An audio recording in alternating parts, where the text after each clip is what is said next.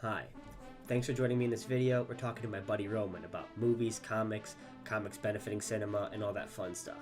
If you like this, check out the other interviews I did with people like Ann, Andrew, Musa, Mike.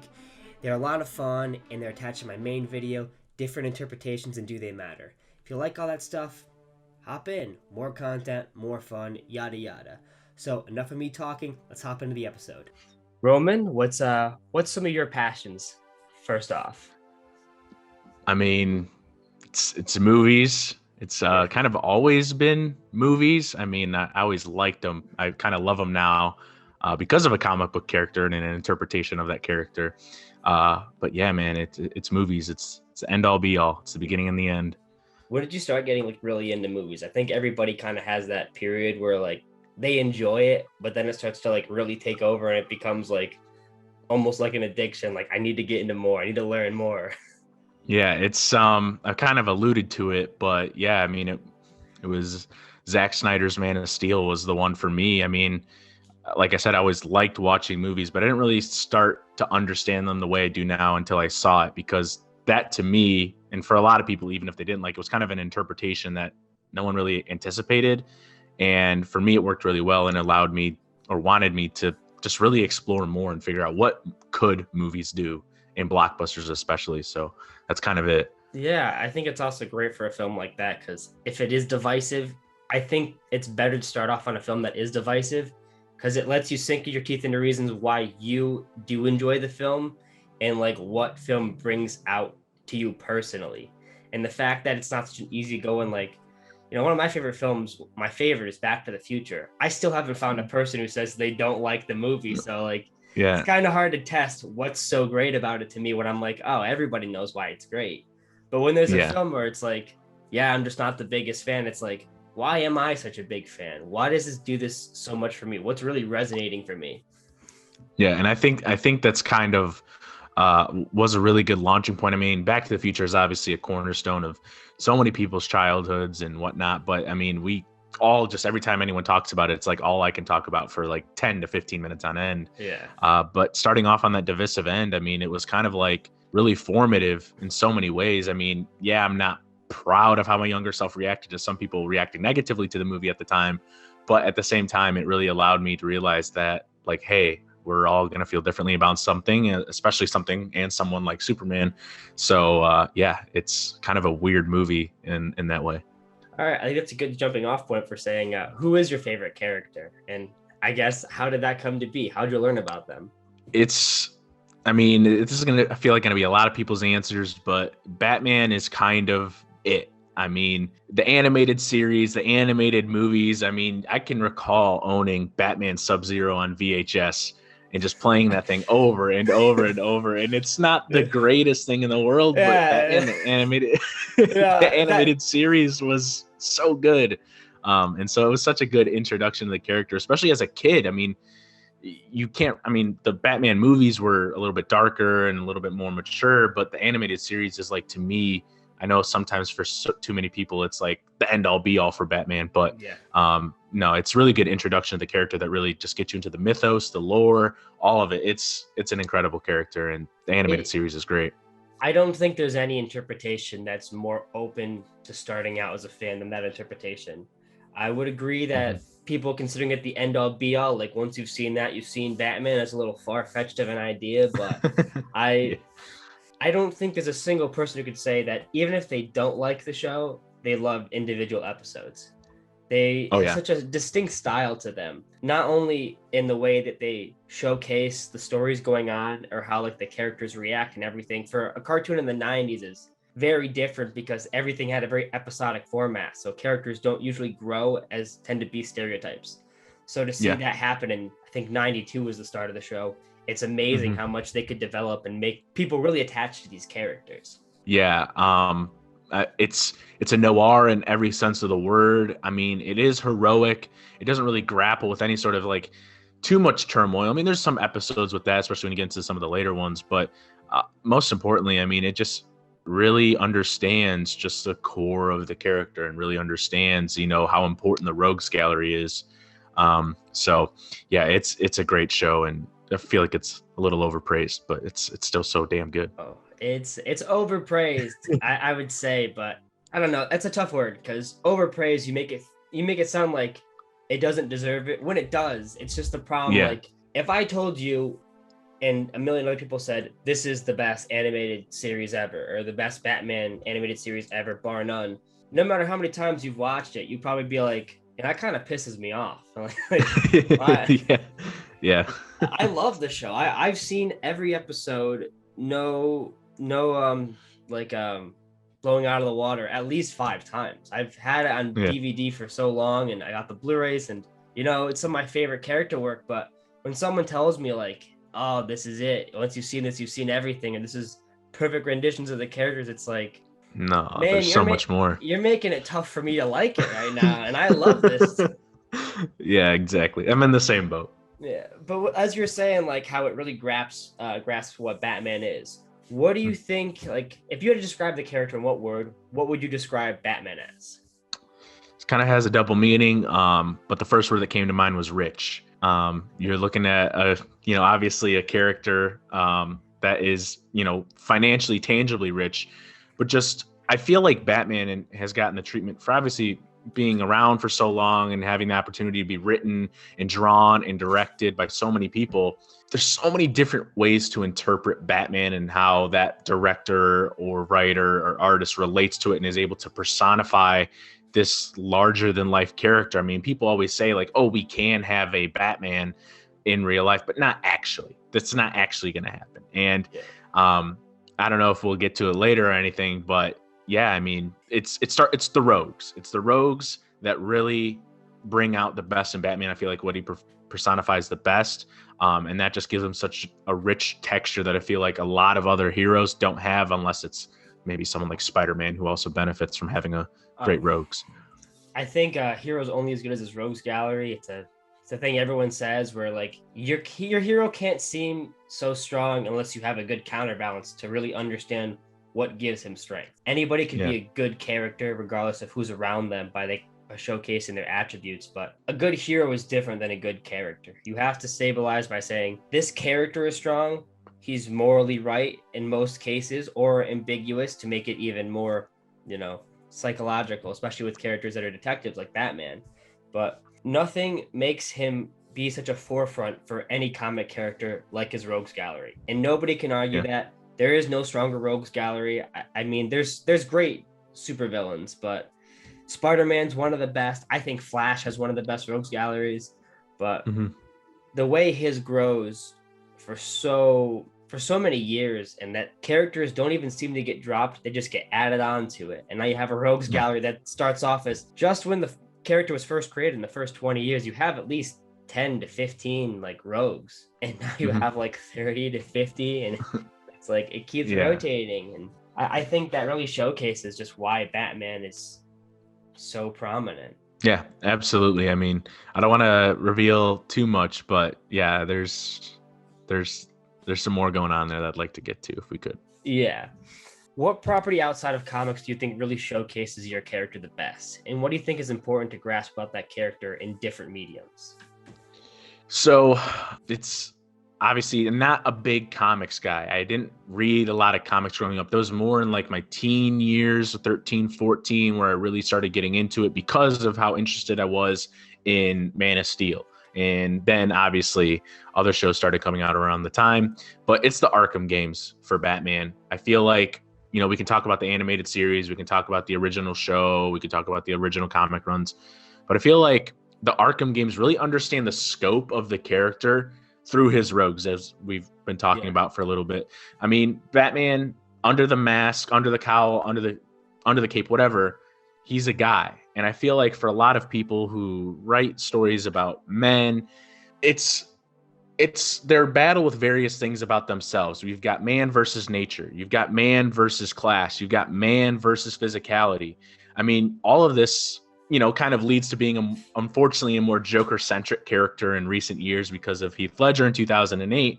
But essentially, like, the entire nucleus of the character is man's relationship with something. I mean, you're talking about his relationship with, Elliot, Hush, his social class, or the working class with, Clayface, or nature, Poison Ivy, physicality, Bane, so on and so forth. And I don't feel like you get that all the time with a lot of other characters. Again, the only other example, probably Spider-Man. But you're looking at a guy that is just constantly combating a part of himself. I mean, Joker is literally the embodiment of just all of his insides, his mind. And obviously other characters can exemplify that as well, like Hugo Strange or something. But yeah, it's the Rogues Gallery, man. And the Arkham games, I feel like, accentuate that so well because you're constantly fighting villains, even if it's, big set pieces or even just a little mini cutscene or whatever it is. And I feel like that is so important. And I feel like those games greatly understand it. Now, obviously, we get to spend 8 to 15 to 20 hours in that world. So they have a little bit more time to breathe and a little bit more time to be more immersed, unlike movies or comics or TV. But yeah, the Arkham games, man, that was a huge turning point for me in really understanding why I love Batman. Oh, I would totally agree. Just offhand, what's your favorite of the Arkham games? It's Arkham City. It's one of the best games I think ever made. I love the open world. I love the story. The ending blew my mind, and I wish they would use more of the character that they used in the twist. But yeah, it's a great game. Yeah, I couldn't agree more. I think it's funny because as the games get bigger and bigger, especially after City, I feel like City really blew up the franchise more so than Asylum really did. And it's become a huge talking point because after City, Origins came out, different studio, a lot of people had their idea of what they did and didn't like about somebody else taking the grasp. And then they had Arkham Knight came out where really not a whole lot of backlash for it. But for me, if you ask me, a much weaker story, a much weaker dig into the character. And I think it really shows off, as we were talking about the animated series before, both Asylum and City are written by Paul Dini, who's one of the lead writers on the animated series. And I don't think you get a stronger telling of Batman outside of City in any video game possible. Like, oh yeah, the things they said in the first one. Did you ever play there's a small game came out kind of in the vein of animated series, it's like Batman Vengeance. I didn't play Vengeance, but I've played Rise of Sin Tzu, which is not very good, but I look at that game the way you look at, like, if you like a TV show or a property and it gets like an adapted material, it's like, oh, we got a video game for it, and it's bad, but you're like, hey baby, it's all I got, Yeah, exactly, pretty much. I remember playing that too when I was younger and that being pretty formative. But man, the Arkham games, dude, they just nail it. I recently replayed Arkham Asylum on a harder difficulty because I beat it so many times, and it's just such a fun, exciting game with a great world. And obviously City expands on that, and Night is a game, but yeah, I couldn't agree more. It's definitely a game. So yeah, Arkham games, man, everyone's got to play them. Yeah, I couldn't agree more. I feel like there's a lot of characters that get lost when they get transferred to a video game format where people don't know what to do. And I know when I play a game, the thing I like to look forward to most is the gameplay. And that's important. But when you're getting characters with huge overarching narratives to them, you need to have a story to it. And whenever the story kind of goes away, so does your interest in the character. Yeah. And I feel like that's the biggest struggle. That's why people had such a big, amazingly fun time when they got to play Spider-Man, both of the new ones, Spider-Man and Miles Morales. Everyone was just raving about it because I think in most situations, I think story takes over a little bit too much from video games, but with characters like that, story is so necessary, and it's become such a secondhand thing as far as comic characters. So to get 2 games in recent memory where they really showcase why that character is important, the sales don't lie. Yeah, absolutely. What's your feelings on adapting a source material and like its deviations? I think it's vital to storytelling across, all mediums that people are going to adapt it in ways that they love or the ways that they interpret it. Now, obviously, when you're dealing with some characters, it's kind of hard to deviate too much and it's kind of hard to interpret. So you kind of do have to just adapt. But I feel like interpretation comes out of adaptation. You see that a lot in the Christopher Nolan movies, which a lot of Batman fans don't love as Batman movies, but appreciate as really good movies, right? But it's kind of hard. It's like we can say that X writer misunderstands insert character here, but at the end of the day, it's their interpretation or deviation. Now, why would we want deviations? When something deviates heavily or even, just like a little bit, it kind of allows us, the reader or the viewer, to start to formulate why we love what we do. If all we got was the same duplicated version of the heroes we love, like let's say a Christopher Reeve Superman or a Michael Keaton Batman, you might be happy, and many others, might be on the same page as you, but a different take on that character can kind of allow you the opportunity to see why you love something the way you do, and allow someone else the opportunity to feel represented on screen in a way. Like, for example, obviously very controversial take on the character, but Henry Cavill's Superman did a lot for, immigrants here in America and how they felt they were perceived on screen. And a recent article with, Zack Snyder that had just released, his adopted daughter, Autumn, who had, passed away from suicide. That was kind of the basis of his entire, version of that character, which kind of got me a little emotional reading about it. But it's kind of incredible how you can look at source material and look at all these different runs and different art and different drawings and different cinematography and how they frame the characters or tell that story, and just realize that there really is no one way to do it. In some ways there's a right way. I mean, you look at the Fantastic Four movies, but it's wrong ways, but there's a right way to do things in a sense. But I feel like it's very vital to storytelling that there is some deviation, because otherwise, if we just keep getting the same things we love and just keep being satisfied, there's not really much dialogue there. There's not much that we can really take away from. And it's nice to feel, validated in a sense that we are seeing this version of the character that we grew up on screen loving. But at the same time, I mean, not everyone is going to connect in the way that you do. So it's good to have it out there. And if you don't like an interpretation, there's always going to be one that you like. I think that's really valid. I think by putting that out there, it raises another question that I think is really important. Well, two really, is how far is too far when it comes to deviations? Like, in comics, a lot of times there's a main continuity and then there's Elseworld stories or other universes where they do the same characters, but they change them a bit. And I think another thing that people always bring up about stories like that, it's like, oh, this character isn't the same as like how he usually is. I don't understand why it's so radically different. And it's like, it's a different interpretation. Like, all characters should have deviation. They should have an element of why that character has that name attached to it.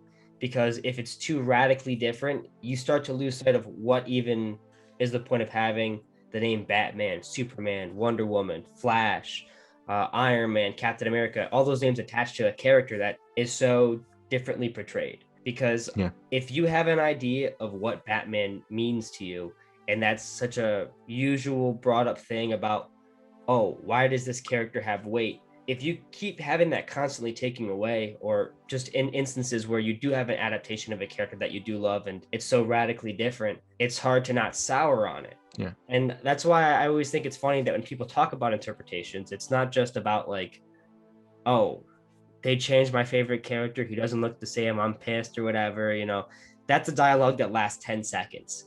But to really talk to someone about like, there's something about this character that I can't get over, that bugs me, or there's something about the character that I know should bug me, but I don't mind it. And I think dialogues like that really open up people to really starting to think about why the character matters to you in the first place. Yeah.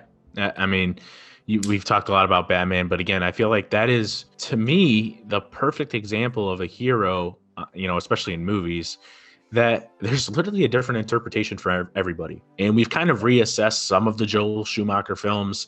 And some people have maybe soured on the Burton films, and the Nolan films have lasted. And some people have some quarrels with Zack Snyder's vision for Batman. But I feel like there's something so unique about that character that it's kind of incredible that every single iteration has been, for the most part, positive. I mean, Spider-Man. Yeah, it's hit or miss. There's less there. There's only 3 iterations of the character. I say only 3 when that's really probably one too many. 3 live action iterations, but yeah. Within 20 years, that's a lot. 3 different interpretations. Yeah. And you look at the animated world for Spider-Man, and a lot of people consider that to be really where he shines the most. There's a lot of great animated Spider-Man stuff that I have loved. Some of it I've been like, why is he breaking the fourth wall like Deadpool? Whatever it is. But yeah, it's kind of incredible how Batman has sort of transcended that narrative. If there was an adaptation, like not like the perfect version, one that does skew things for the character, changes them up a bit, but really showcases why you love an adapted work. Like you brought up, I think the one that people think of the most is The Dark Knight. You Mhm. you look at a character that's radically different from your perspective of what Batman would be, but I know people that I've gotten into comics and they love Batman and they love those films. It's like that's what I love about it. And I'll get them into comics and they'll be like, I can't get into it. I'm like, what do you mean? It's like that's not Batman to me. And like to me, it infuriates me. Like, what do you mean that's not Batman? You're picking up a comic book, dude. But it's funny Yeah. because like that you have movies that are such strong films that bring people in, and they put such a good perspective or persona of a character on there that you get attached. So when your version of that is different, it's like, Mhm. what's the point? Like this film did it so strong. People feel the same way, especially about the '89 Batman a lot too. I would Yeah. I would say people's perspective on what Michael Keaton is as Batman is it people are so firm on thinking that's Batman, they can't even waver on that. Yeah.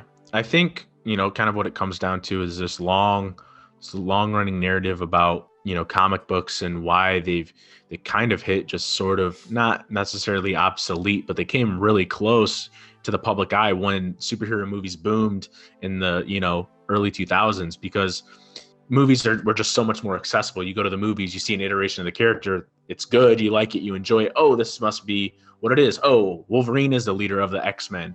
Oh, this is the version of Spider-Man. I mean, I feel like Tobey Maguire's Spider-Man is a pretty accurate representation of the character, but they see that and they feel like this is really only what it is. Oh, I grew up with Michael Keaton's Batman, so that's really all I know. I never really bothered to read the comics, and no, I read it now and maybe it's not as interesting or doesn't look as gothic or as good of a palette as that person likes. And I feel like movies are kind of to blame for that, because comic books take up space. You buy them, you got to put them somewhere. You go to the movies, you spend your $10 to $15, you watch it, you enjoy it, you talk about it. You don't have to worry about putting it somewhere in your house. So it's kind of unfortunate, because there's a lot of artistry in comic books that are able to tell such incredible stories about so many characters, and that's just unfortunately the narrative for a lot of people, and it kind of sucks. Yeah, it is what it is, though. A lot of Yeah. people, there's nothing wrong with finding something through a different medium of a source material. I would almost say, like, what do you think the difference is when it comes to adapting source materials from books to comic books? Because if someone reads, like, I don't know, if someone read Harry Potter and they Mhm. have a huge idea of what Harry Potter is in the books and it gets adapted to a film, people are a lot more heavily to scrutinize any adapted material on books versus like comic books. There's a lot more leeway, I feel like, at least in a public eye.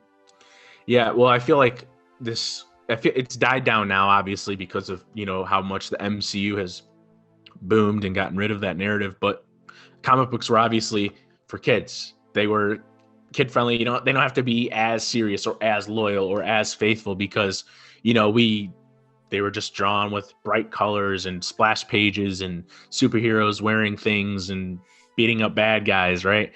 So when it comes to like books, you're looking at people who are the worlds we draw from books come from our own mind. So it's not being drawn for us like in comic books. So when we're reading a book, it's like, oh, this is how I envision it, right? And so then when it's not adapted properly, or they skip a chapter, or they leave something important out that they felt was important to the story, all of a sudden it's like the end of the world, because you're like, what are you doing to the world that I essentially created in my mind?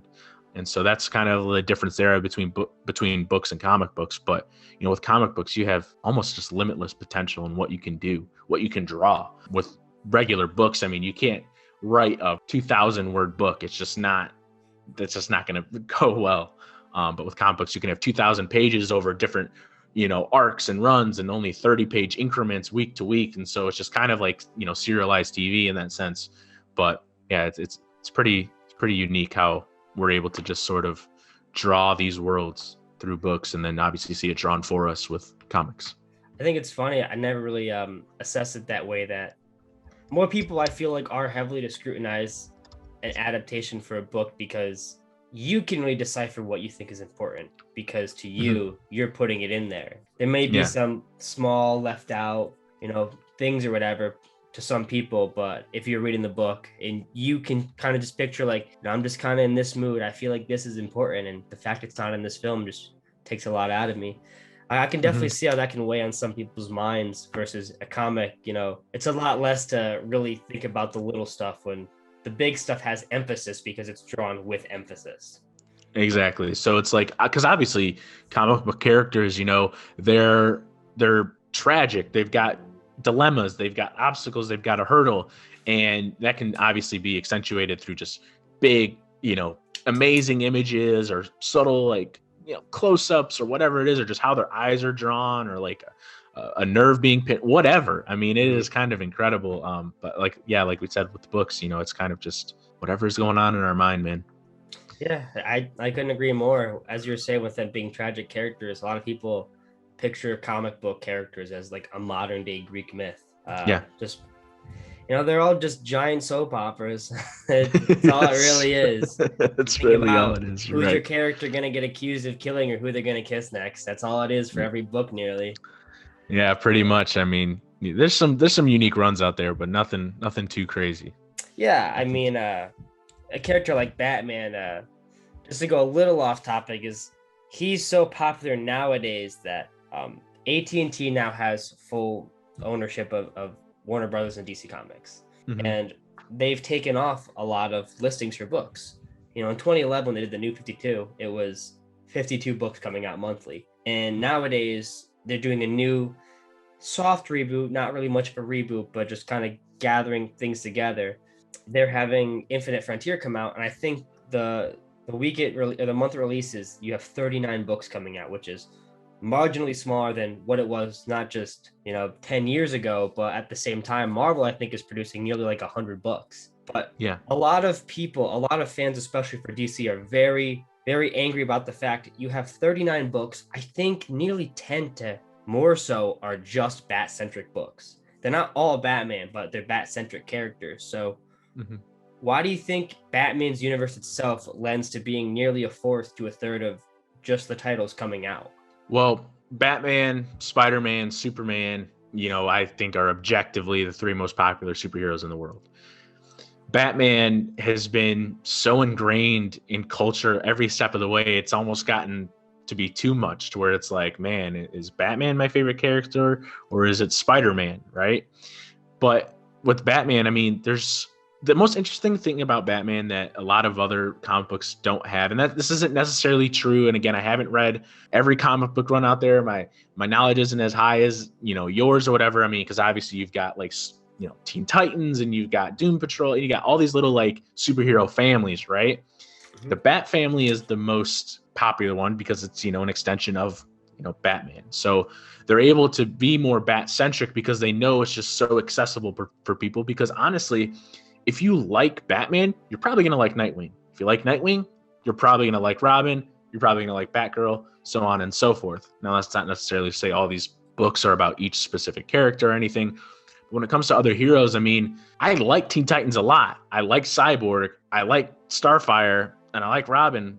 But Beast Boy and Raven, they don't really do it for me. You know what I mean? So and that's not, a lot of people might just love the entirety of the Teen Titans, and they might they might not like the characters that I do, but for the Bat family in that world, it is just so oversaturated that they just feel like they just need to keep that spotlight on him because he's so popular. It's just ridiculously popular. It's kind of ridiculous. It's kind of dumb, actually, how popular he is. Yeah, that's why it definitely leads to a lot of scrutiny between DC fans about like, there's no Aquaman title in it. Why aren't we getting that? We're getting like 10 Batman titles, and it's like, because a regular person could pick up the Batman book and be excited. I know, Aquaman came out, made $1 billion, and I love Aquaman. Don't get me wrong, one of my favorite characters, but you got to understand, if you're a high executive at AT&T, you're not going to be like, Aquaman book, that's going to make us some money. Yeah, we're going to do that.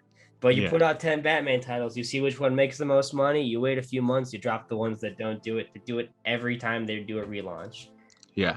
And you're saying about oversaturation, that leads like a big question that I have because of so many adapted materials is, do you think certain comic characters have oversaturated the medium of film and television especially? Oh boy, oversaturated. I mean, it's okay. So it's kind of a difficult question because I like watching superhero movies that are good. And I obviously One of them was a huge reason I love movies. But honestly, like right now, I can't even begin to tell you how exhausting I find superhero IP to be right now. This probably has to do with just the discourse around it.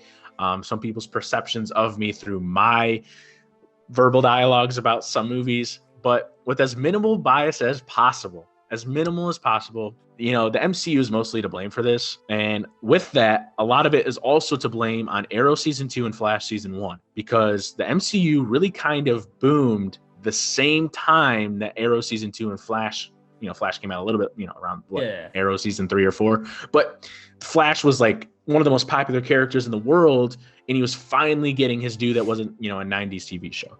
So, which to me, Arrow season 2 and Flash season 1, great television.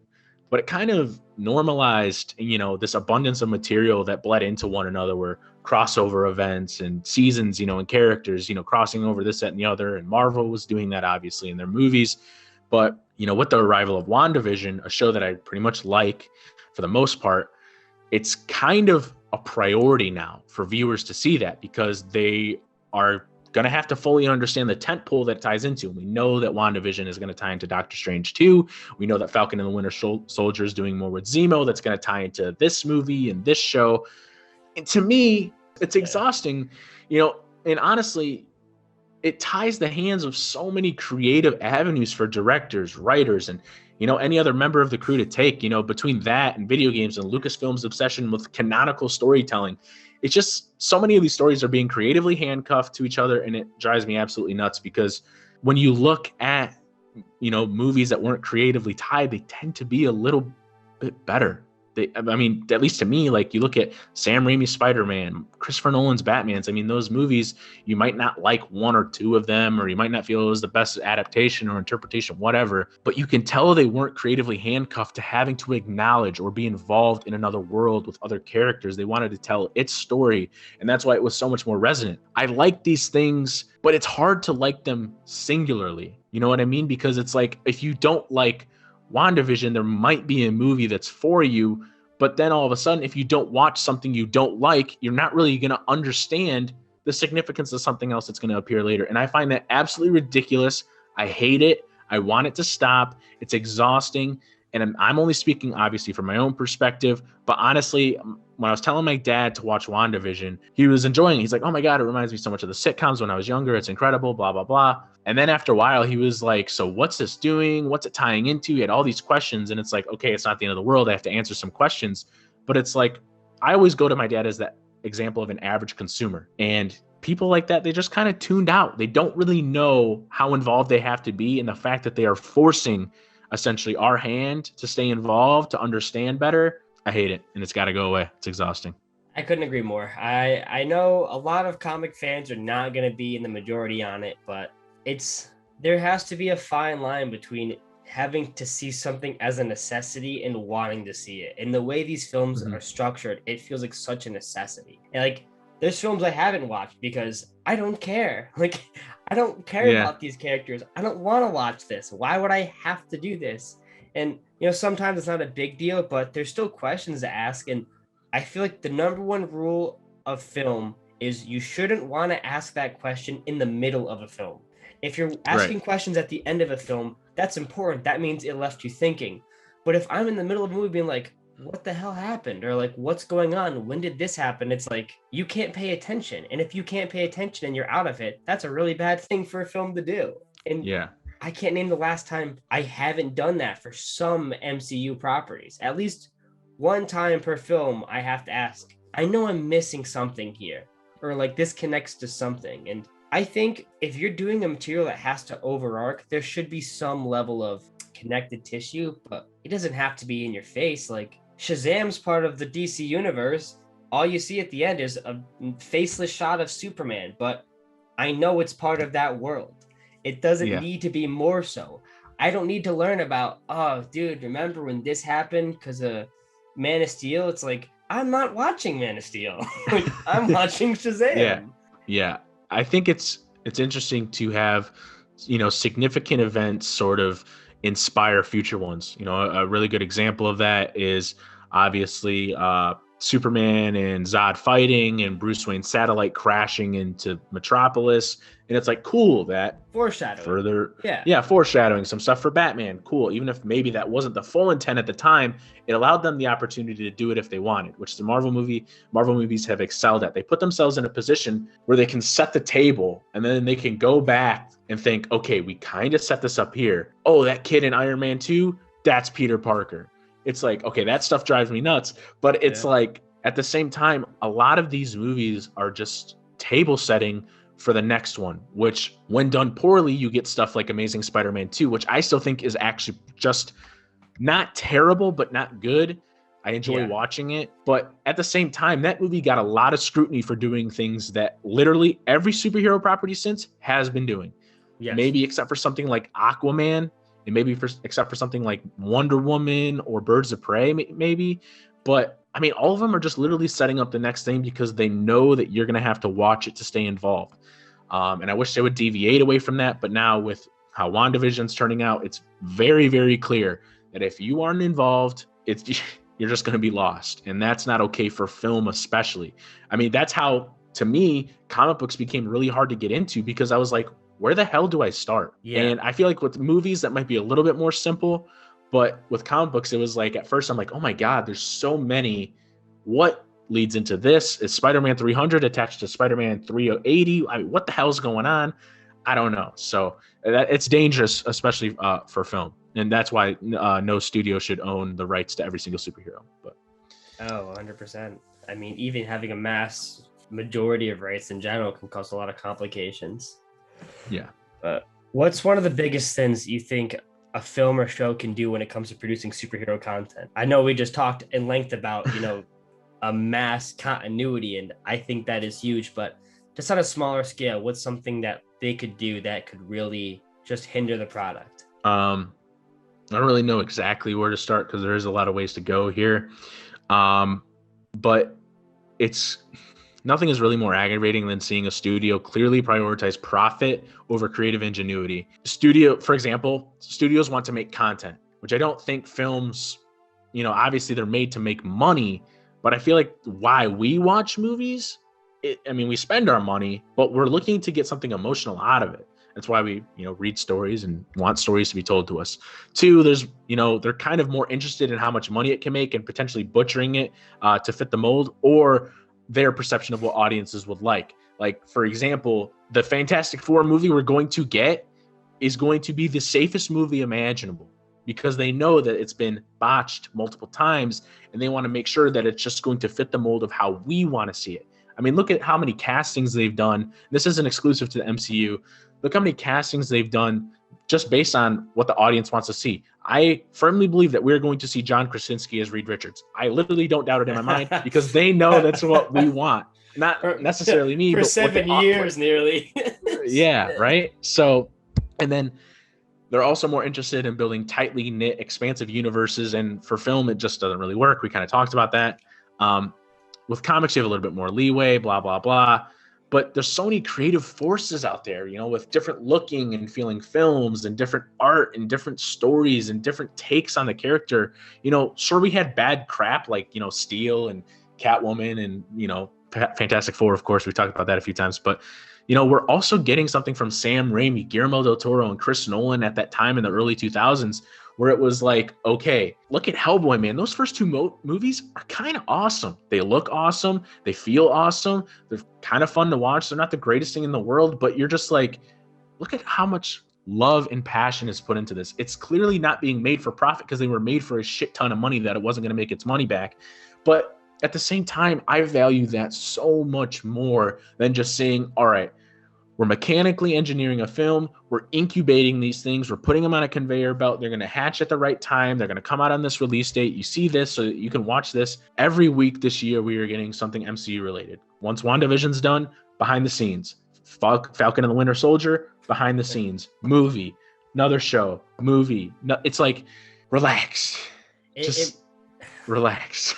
When you have so much given to you all at once, you just kind of feel like nothing matters. Like it's the same way when someone always says like you're spoiling your kids because you're giving them too much stuff. It's like that's what the content gives to you, and it's hard to even picture something really having a resonance with you, because you're gonna get something new in a few weeks, or by the end of the year, Yeah.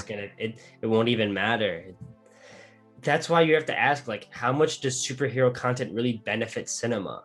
At the end of the day, like, they are like a big blockbuster every year. That, these are the films that are making the most money. But how long can it last? Is it going to be a small certain trend that, we keep going until the profits really start to slim down? Or is it going to take, like, I don't know, 20 to 30 years, like how Westerns were the most popular thing for monopolizing most of television and still being real profitable films, until something like Blazing Saddles came out and then just destroyed the idea of what a Western should be anymore. Yeah. I mean, you have a couple questions there. So first, yeah, I mean, superhero movies, they benefit the cinema, they benefit the theater going experience. I mean, under, potentially different circumstances, maybe I'd be a little bit more harsh on it, but at the end of the day, these movies make $1 billion, which means that more people are buying concessions, which means that more people are talking about film in general. Now, I wish they weren't saying something like Captain Marvel 140 times. Oof. That's fine. But it keeps, movies open. And whenever they reopen, like we knew them just even, a year ago, superhero movies will be the reason why we go back. I mean, we've talked off screen before about how I'm feeling towards the next Batman movie, but that movie is going to do bonkers dollars. And it's not only just because it's Batman, it's because people have a hunger to see Batman on the big screen again, which is going to keep cinemas alive and it's going to keep theaters alive. And I value that because that means that I can go see different movies 140 times than those ones. Now, this is the toughest question. The investment of superhero properties. We talked on a mass level around the time Guardians of the Galaxy came out that when's it going to pop? Avengers came out. We know Age of Ultron's coming out, and maybe that's just going to be the nail in the coffin, blah, blah, blah. Guardians of the Galaxy kind of revitalized. I don't really understand why. I feel like it's just like any other movie we've really seen before. But again, talking tree, talking raccoon. Apparently, we've never seen talking monsters before on screen, whatever. But as much as people don't want to hear it, it's not even close. It's just not even close.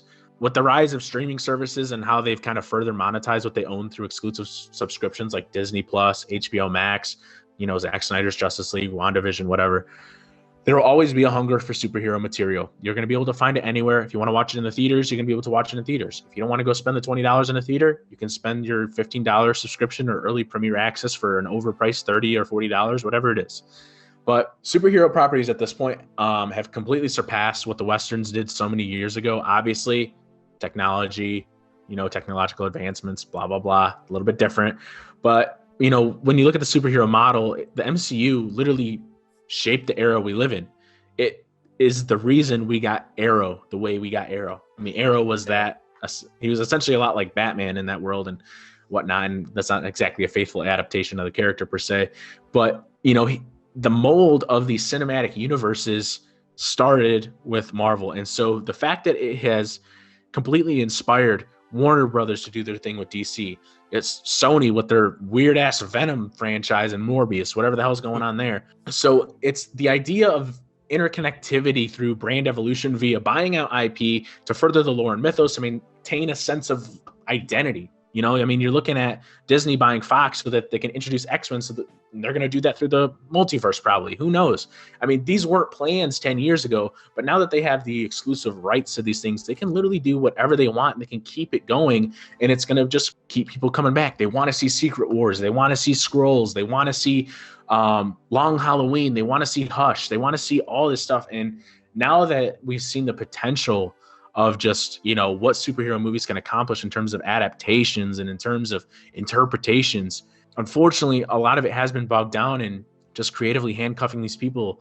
But at the same time, when it hits, it kind of hits. I wasn't really a Shazam guy, and I didn't know what the hell a Shazam family was. But when that happened in the movie, I felt incredible. And I was like, wow, this is magical. Or when I saw Aquaman and I was like, holy hell, he's riding a giant crocodile and the screen is just this giant ocean with a million things happening. There's octopuses playing drums and whatnot. And then you've got like these weird mythological epics with like Batman v Superman, or even something like Avengers Endgame, if that floats your boat. It's here to stay. It's going to be around for a long time. I don't like how it's going to be around the way that it is right now. Yeah. But it's going to keep cinemas alive. And for me, that's the most important part, as much as I hate to say it. That's the funniest thing. It's such a double-edged sword. You know, like no matter Yeah. which way you like it, the overabundance of content and the way everything's connected, it kind of just dies it down and makes it feel so diluted and like unnecessary. But if you like the cinema experience, the only way to keep that is to keep funneling money into it. And no films Yeah. produce the same amount of cash flow like those films do. I couldn't Yeah. imagine in 30 years' time if I had kids and I couldn't take them to the cinema. It'd be like, Yeah. man, I don't know what to It's talk a to you sad about right now. thought. You know? Yeah, that's a sad thought to even think about. But it's like if the bubble doesn't pop soon, which obviously I don't think it will, the market is just going to be so oversaturated that like with all this connective tissue, that literally artistic freedom is just going to be gone. We can talk all we want how it's like, oh, it's so reminiscent of sitcoms. It's so reminiscent of spy thrillers. It's so reminiscent of all these other things, but it's like it's all interconnected and it's all just to set up the other things. So what does it matter? There's not really much value in that for me. For other people, that's obviously going to be the case. But for myself, I want to see people do weird shit without having to set the table for the next movie or next show that they just are like, oh, you're definitely going to be there. So here you go. And I hate that. I think that's the coolest thing that's been about it is, well, I guess first off, let me say that the nicest thing about a superhero property versus a Western, or like how every show in the past 30 years has been a goddamn cop show. Like, what's the point of watching television when you're going to see what cop is going to try to figure out what crime just happened? But a lot of the times with superhero properties, it can be versatile. A lot of the times it is diluted. You'll have people talking about like, oh, Ant-Man's like a heist film or whatever. And we know it's like a bare bones idea of a genre film, but it's not fully explored. You can have ideas. You can have genres that you can explore with different characters. So you won't have the same problem like, oh, I just watched a Western 30 different times in the past 7 years. With a superhero property, like it will get annoying to an extent where you're like, okay, yeah, I've seen a guy beat up a bad guy for 30 years, but it's nice that they can explore in different ways, or in some ways have antithesis of that, like having a villain be on screen. Like you have a property like Joker to make $1 billion, and whether you like the film or not, I don't have a huge attraction to the film, should I say. The idea of flipping that switch and going in an opposite direction really did cast on to a lot of viewers. And you have people talking about like this film hit so many different beats. It's so radically different. And, if you watch film, you're like, what are you talking about? It really didn't. But for a mainstream market, for people who are just the average citizen, they don't go to see films like that. But when you have a household name and you jump into that, it's like, oh, wow, this is testing my boundaries. I might get into something like this. Yeah, there's a lot of potential to be, different. There's a lot of potential to be different, and it can inspire that one person who only knows mainstream cinema to all of a sudden say, I'm interested in kind of what that's all about, and I'm interested in those inspirations. You want to know why I know that? Because that was me. I mean, that's all I watched was mainstream cinema. I watched Man of Steel. I mean, it's not a crazy artistic avant-garde whatever. It was a movie that inspired me to sort of look at superheroes in a new way, which essentially led to me wanting to understand film in a different way. So it's literally possible for anybody. And superhero movies, as popular as they are, that's really important. Now, it's just a matter of that person going out to do it. They don't have to. People who watch these things don't have to watch movies like I watch movies. They don't have to subscribe to the Criterion channel or blow their paycheck on Criterion Flash sales, whatever it is. But there's so much out there. And if this is what could potentially get someone in it, getting rid of the connective tissue and just allowing these movies to kind of just stand on their own and be reminiscent of some other movies will allow that to happen so much. Because again, it happened to me. Joker, standalone movie, not really tied to anything. They're trying to tie it to something, which sucks. But it's like, cool. This is like annoyingly reminiscent of Martin Scorsese movies. Now, I bet you 5 to 10 people out there introduce themselves to Martin Scorsese movies. And to me, that's really important and pretty cool. Oh, I couldn't agree more. I feel like the biggest thing that a lot of people need to think about, especially cinephiles, is that you are going to get introduced to film through a blockbuster. I don't care who you are, unless you've I got agree. some very rich and nitty uncle who's like, oh, let me show you this film. And it just happens to be the perfect blend to get you excited. But you need to watch blockbusters. You need to feel like, oh man, there's a little bit something more. A lot of people have that feeling, especially with a director like Steven Spielberg, who's such a blockbuster director, but there's so much passion and heart put into his work where you feel like, oh, I gotta divulge a little bit more into his work. You see more stuff, you get into it, yada yada. Wow, I love film now. And the modern day blockbuster is going to be superhero films. Maybe you get something like the new Jurassic World's coming out, or a few other random films that are like profiteering off other unknown IPs, but not an unknown, other popular IP, should I say, especially. But superheroes are the most profitable blockbusters. You have a superhero name, it's going to sell gangbusters because it's attached to either DC, Marvel, whatever. Spider-Man, yeah, whatever it is. It's just like, you have people going to see films that aren't even excited for because they're like, maybe this one's going to be different. And that's important. Maybe it is different. Maybe it does make you have a feeling you didn't feel like you would for this film, like Shazam. Perfect example we said before. A lot of people didn't care about Shazam. A lot of people don't know much about the character, but there's so much heart put into it. You feel like this is exactly what I wanted. And it's not like the DC films aren't putting out quality nowadays because Marvel is so streamlined. DC tried to do that and it collapsed on them. They had to feel like we have to do it different. We have to have our own way about going about it, putting a little bit more collective freedom in there with their directors.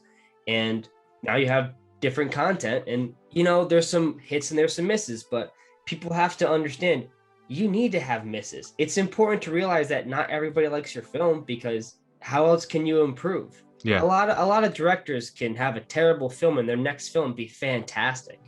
You were even talking about like the big boom in the early 2000s where you have stuff like Catwoman come out, and even Daredevil, which is a very studio heavy film. It's like, if you don't have films like that, you can't have films like Spider-Man 2 where things do shine, or where other films said, oh, we have to learn our lesson from that. I mean, the entire X-Men franchise, it's like a huge juggling tournament on quality, Yeah, exactly. So I think it's important to realize that not everything has to be quality. And the biggest thing with some of the Marvel films, even if they're not bad, I don't want a line of just constant 7 out of 8s or 6 out of 7s, I'd rather take one being a 9, a 10, and a 4. Because it's like, at least I know I took a shot, and I like a little bit of a gamble when I'm watching the film. I want to feel like I can get a surprise, good or bad. Yeah, and that's pretty much where I'm at as well. I mean, that's why, I told myself after Far From Home, I was like, I'm not seeing them. I'm done, whatever. And now obviously I'm in WandaVision, and then I looked at the numbers that I got on my reviews, and I was like, why would I ever stop watching these? I'm getting clicks on them. But at the same time, I find that so valuable to myself on a personal, selfish level, because it's like, I know exactly what I'm going to get clicks on, but I'm still going with my mind open that I'm going to like something, because I really liked Black Panther. And I liked Black Panther at a time when I really, really did not like the Marvel Universe. I mean, I rewatched First Avenger after so many years, and I was like, wow, this movie's awesome. And I just love having the opportunity to at least gamble my money, to let people know how I feel about something. And I'm always going to be truthful and honest about it. I mean, do I generally know what I'm going to get? Like Black Panther, it's a really solid 4 out of 5. It's not a masterpiece, because I feel like if it were outside of that franchise, it would have a little bit more freedom to do whatever it wants. But what it does do within the confines of that universe is really cool, really interesting, really exciting, and I was bought in. Can't say the same for a lot of other ones, obviously, but I find that super interesting. So when Black Widow comes out, it's going to be just like the rest of them, but there's obviously a chance that it's going to do something at least that appeals to me, and I like that a lot. Yeah, I couldn't agree more. I could not care less about the characters of Wanda and Vision from the movies. I thought Wanda's a decent character, but their entire relationship is off screen. You don't see any connection with them. You see 5 seconds of them in a movie, and it's supposed to be catastrophic. That being said, having a character that can alter reality, you have so much potential for the show. I was not going to watch it. I was not interested in it. And I'm like, well, whatever. I don't really care. And then I got myself into it. I'm like, I'll be damned. I'm having a great time. Start off, here. It's so much fun, and there's things that I would definitely fix, especially as the show goes on. You know, it's definitely got a lot of problems, but I can't doubt the fact that I'm having fun with a Marvel property and I'm enjoying it. It is what it is, Yeah. and that's great. And I want to feel like that. I love the Marvel Yeah. universe. I love a lot of the characters. And Hmm. it's so funny to think because WandaVision they're characters I didn't care about from their universe, but the show benefits so much from doing what they want, having creative liberty and exploring it. Now the next show coming out, I love Winter Soldier. Fantastic character. I Yeah. think Falcon Super good. in their universe, super fun, really good character. I couldn't care less because the way the show is formatted, it's so similar to so many of their other properties. It's hard to be excited. Like Yeah. with WandaVision being a separate format and taking chances, that's exciting. With Yeah. Falcon and Winter Soldier, I got two characters that I really want to see, but I'm really scared about how it's going to be because it could just be the same stuff for the past 10 years. And it's so disappointing because, as you said, with First Avenger, fantastic film. Love it. Yeah. A lot of the start off films, Rocky or not, they're such good films to showcase. We're taking chances. I couldn't say enough about how Iron Man is a big gamble to start off on, and oh my Yeah. God, did it pay off? And everybody seems to think hands down one of the best of the universe. Same with a lot of the first wave of films, and to see how every film after it keeps getting watered down or just diluted. I mean, some people prefer Winter Soldier to the first Captain America, but even then, there's a lot of the implements of Winter Soldier is still just a spy thriller, insert Marvel character, versus Yeah. First Avenger is so rich with character, rich with color, rich with atmosphere, and Plot, villain, story, yeah, actual story. Yeah. yeah, you know, Yeah. you lose a whole lot of atmosphere in a lot of the Marvel films. A lot of it is just I don't buy the argument where it's like, oh, it's just a CG background. You could do a lot with the CG background. Don't get me Absolutely. wrong, but it doesn't matter in the CG background is blue or gray and Yeah. just muddy. And you have a character adapted from a medium that is rich with artwork, rich with color, and you don't see any of that, and that's so disappointing. Yeah. You can point to a couple, but it's just a lot of it is just now plot jargon with uninspiring backgrounds and sets and designs and just structurally similar stories with the same outcome that just sets up the next sequel to the whatever sub franchises within the universe. And that's their cup of tea. And that's why they make money, and that's why cinemas are going to stay alive. So thanks, Marvel. I appreciate it. Yeah, you do, but yeah, exactly. I really do appreciate it, but yeah, it is what it is. Well, I've hit on all my questions, but I guess I'll have a few other ones that I'd like to ask. Is there an adaptation for a character that you really think gets everything wrong, or that you're really just not into, or just takes you completely out of it? Well, to keep it brief, I mentioned Spider-Man. I cannot express enough love, excuse me, for Tobey Maguire and Sam Raimi's Spider-Man. Those movies do a lot for me, especially at this time in my life. And the version we have now, just I couldn't tell you. I couldn't tell you how frustrating it is just to see where it's come from and how they perceive the character, because I think there's so much more to that character than they think, and I think they're only using it for these weird metatextual in-universe related things that actually don't inform any part of that character on a meaningful level. And I'll just keep it at that because I could go hours on Tom Holland's Spider-Man. I think Spider-Man is Spider-Man or Batman. They're my favorite characters to talk about adaptations for, because Spider-Man in recent memory, because of Tom Holland, there's a lot of people who are very much easy to harp on him because of the deviations, and I will 100% admit I don't like a lot of the deviations for it, but I respect the fact it is different and it's their own version. Mm-hmm. And that doesn't come from a lack of loving Spider-Man. I think Spider-Man's a fantastic character. I love a lot of the stories, and he has so many good books that can be adapted. There's a lot of rich environments to take from him, character-wise, atmosphere especially, and it sucks they're not utilizing it. But I respect the fact they are doing something different. It's just it's getting a little old, you know. Yeah. Yeah. I feel Yeah. like it'd be nice to have a different setting, at least for how the films are structured, because a lot of it has become rinse and repeat with the past two. But I do have high hopes for the third one, not because I expect something different, but like I think it'll be nice with, for better or worse, quarantine is going to change films. A lot of Yep. films coming out, we don't know what it's going to be structured like. We don't know how they have to work around it. And there is nothing better than film than working around something. People do Mhm. not understand why so many films they love in the 80s and 70s are so great. It's because they couldn't do certain things. They have to work around Yeah. it. They have a boundary that can't get passed, and that's amazing. When you brought up the animated series, you know, my favorite character is Dick Grayson, and they have an episode called Robin's Reckoning, and one of the censors said you cannot show his parents dying on the television. It's like, well, the whole point of the episode is watching the wire just get ripped and then they fall to their deaths. How do you do that? And they were struggling in the figuring out, well, how are we going to do this? This is super important. We can't Yeah. not show his parents die. And someone's in the studio figured silhouette.